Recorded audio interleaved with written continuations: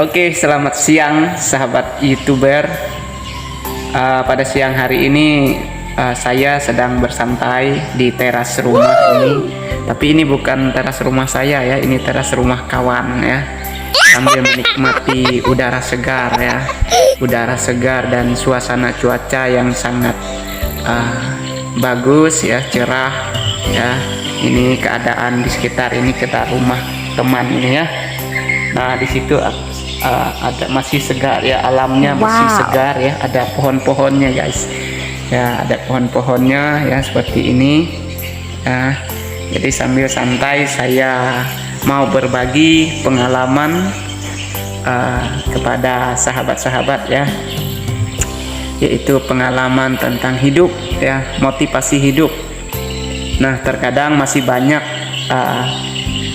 kita sebagai manusia ciptaan Tuhan ini yang belum menemukan motivasi hidup yang baik dan yang benar, sehingga arah hidupnya tidak jelas, tujuan hidupnya tidak jelas, dan apa yang dikerjakan juga tidak jelas, hasilnya pun tidak jelas seperti itu. Nah sahabat, saudara yang saya kasihi dalam Tuhan Yesus Kristus ya, saya berbicara sedikit bahasa rohani ya, karena memang kebetulan profesi saya sebagai gembala juga ya di gereja ya, anak Tuhan. Jadi sudah terbiasa ucapan secara rohani ya. Ya tentunya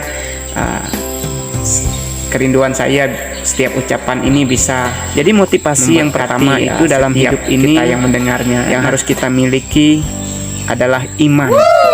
Nah, iman, apa itu iman? Iman adalah suatu keyakinan, kepercayaan kita kepada Tuhan ya. Kalau di dalam konteks saya ini orang Kristen, berarti iman saya itu kepada Tuhan Yesus yang saya yakini sebagai Tuhan dan juru selamat saya ya. Saya yakin dari sekarang sampai selama-lamanya seperti kata Tuhan Yesus, karena Tuhan Yesus itu adalah anak Allah ya, yang telah menebus dosa saya ya, yang telah menebus dosa saya. Dan Yesus juga berkata di dalam firman-Nya, Injil Yohanes pasal yang ke-14 ayat yang ke-6, di sana Yesus berkata bahwa tidak ada seorang pun datang kepada Bapa kalau tidak melalui aku, seperti itu. Tidak ada yang masuk surga kalau tidak melalui Yesus ya. Dan saya imani itu. Nah dalam iman ini kita juga tidak sebatas percaya saudaraku, kita harus meyakini kepercayaan kita pada Tuhan, dan kita harus melakukan firman-Nya, melakukan kehendak Tuhan dalam kehidupan kita. Seperti kita harus berusaha hidup berkarakter seperti Kristus itu sendiri, tekun berdoa, tekun beribadah, tekun melakukan perbuatan baik dan benar untuk Tuhan dan untuk sesama, seperti itu. Nah itu tujuan pertama.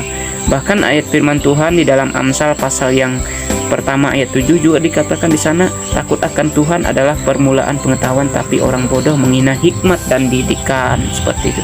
Nah kita sadari bahwa kita ini makhluk ciptaan Tuhan. Alam semesta ini ada ciptaan Tuhan. Kita bisa berpikir, kita bisa bekerja ya, itu karena Tuhan. Maka pentingnya kita memiliki iman dan ketaatan kepada Tuhan selagi kita masih hidup di dunia ini, sambil mempersiapkan. Lalu yang kedua, motivasi hidup yang kedua, kita harus memiliki wawasan atau pengetahuan, ilmu ya. Kita harus hidup intelektual yang baik, kepintaran, kecerdasan,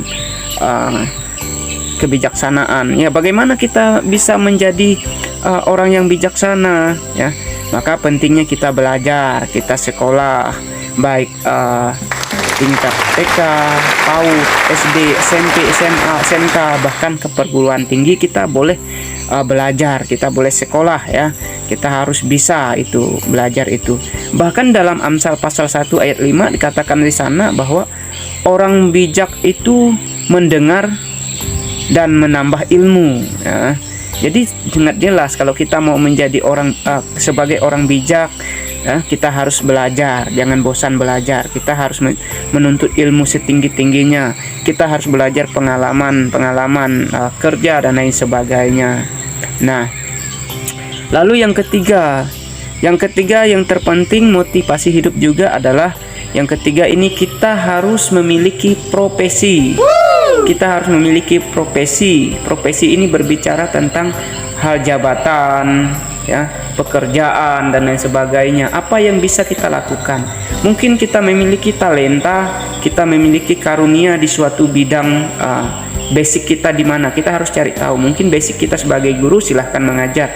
Basic kita sebagai gembala, silahkan kita mengembala gereja. Basic kita sebagai pengusaha, ya, pengusaha apapun itu, perdagangan dan lain sebagainya, silahkan kembangkan di bidang itu. Sehingga apa? Melalui pekerjaan itu kita memiliki penghasilan. Kita tidak menjadi orang yang non produktif, melainkan kita itu bisa menjadi orang yang produktif, seperti itu, orang yang berhasil dalam pekerjaan, ya, keuangan kita tidak kurang, kita tidak susah, ya. Kemudian, ya, kita harus memiliki profesi seperti itu tujuan bekerja. Dengan bekerja itu kita akan memperoleh hasil yang baik, dan melalui hasil itu kita bisa berkarya, kita bisa mengerjakan sesuatu lebih banyak lagi, ya. Nah, yang keempat itu kita harus hidup menjadi berkat. Hidup menjadi berkat bagi Tuhan dan sesama manusia. Nah, kita harus hidup menjadi berkat dan juga menjadi berkat bagi sesama manusia. Contohnya, kita hidup menjadi berkat bagi memuliakan Tuhan. Kita jangan egois, ya. Sikap kita jangan egois. Ketika kita menjadi orang yang berhasil, misalnya kita menjadi orang yang sukses dalam dunia kerja, ya, mungkin kita memiliki kelebihan uang dan lain sebagainya, jangan lupakan Tuhan.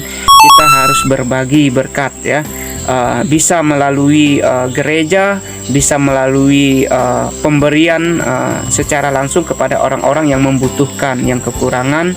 Dan di dalam konteks gereja, dalam konteks Kristen, ya, tentunya kita bisa memberikan persembahan syukur, persembahan puluhan, apa yang menjadi anggaran dasar, apa yang dilaksanakan gereja, kita dukung pelayanan.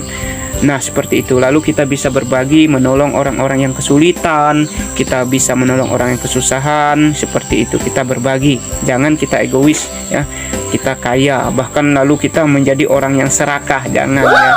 Jadi seperti itu. Nah, jadi hal-hal ini yang kita lakukan. Lalu yang kelima, yang terakhir, ya, kita harus berjuang untuk bisa mendapatkan keselamatan hidup kekal. Nah, keselamatan hidup kekal bersama Tuhan di kerajaan surganya. Nah, jika hal-hal yang keempat ini bisa kita lakukan, yang pertama kita memiliki iman kepada Yesus, yang kedua kita harus memiliki pendidikan, ya, pengetahuan yang baik, kemudian yang keempat kita memiliki pekerjaan, penghasilan, yang kelima yang keempat kita harus berbagi berkat, dan yang kelima maka apa yang kita rindukan, keselamatan dalam Tuhan itu pasti kita dapatkan. Sebab apa yang kita buat di dunia ini akan Tuhan perhitungkan, ya, tabur tuai. Jika kita melakukan sesuatu yang baik, yang benar, maka Tuhan akan perhitungkan dan kita akan mendapat upah daripadanya di kerajaan surga. Dan itu janji Tuhan, barang siapa yang setia, beriman, melakukan kehendaknya, maka dia akan mendapatkan mahkota kehidupan, keselamatan di dalam kerajaan surga. Baik, demikian pengalaman motivasi hidup yang dapat saya bagikan. Semoga setiap kita yang menyaksikan video ini diberkati dan juga memiliki motivasi hidup yang sama seperti saya, ya, sehingga hidup kita terus berkenan di hadapan Tuhan. Demikian, terima kasih. Salam.